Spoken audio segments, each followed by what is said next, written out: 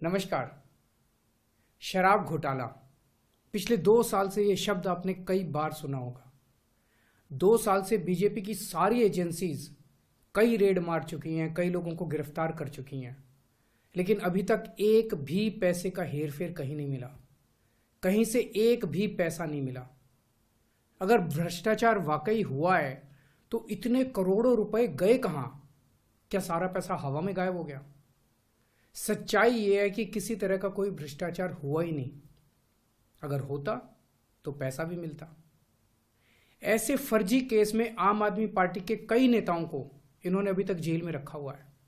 किसी के भी खिलाफ कोई सबूत नहीं है, कुछ साबित नहीं हो रहा, खुलेआम गुंडागर्दी चल रही है, किसी को भी पकड़ के जेल में डाल दो। अब बीजेपी मुझे गिरफ्तार करना चाहती है। मेरी सबसे बड़ी संपत्ति, मेरी सबसे बड़ी ताकत मेरी ईमानदारी है। झूठे आरोप लगा के, फर्जी समन भेज के ये मुझे बदनाम करना चाहते हैं, मेरी ईमानदारी पे चोट करना चाहते हैं। इन्होंने मुझे समन भेजे हैं। मेरे वकीलों ने मुझे बताया कि ये समन गैर कानूनी है। क्यों गैर कानूनी है? ये मैंने इनको विस्तार से लिख के भेजा है। मैंने बताया है कि उनके समन कैसे गैर कानूनी है, लेकिन उन्होंने मेरी एक भी बात का जवाब नहीं दिया। इसका मतलब उनके पास मेरी बातों का जवाब नहीं है। इसका मतलब वे भी मानते हैं कि उनका नोटिस गैर कानूनी है। क्या मुझे एक गैर कानूनी समन का पालन करना चाहिए? अगर कानूनी रूप से सही समन आएगा तो मैं पूरा सहयोग करूंगा। बीजेपी का मकसद जांच करना तो है ही नहीं। इनका मकसद तो लोकसभा चुनाव में मुझे प्रचार करने से रोकना है।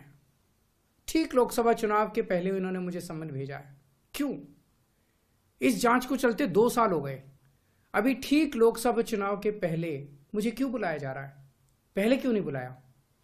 सीबीआई ने मेरे को 8 महीने पहले बुलाया था। मैं सीबीआई में गया था, उनके सारे जवाब भी दिए थे। लेकिन अब ये लोग ठीक लोकसभा चुनाव के 2 महीने पहले मुझे बुला रहे हैं।